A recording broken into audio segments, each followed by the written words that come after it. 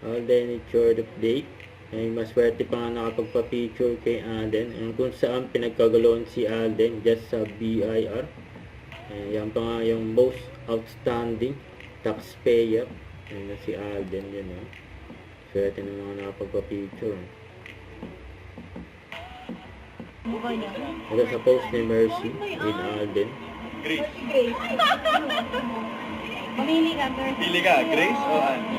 You can continue Ito po, caring, video helping, with Alden. and providing for your loved ones, even if you're gone. So that life finds a way.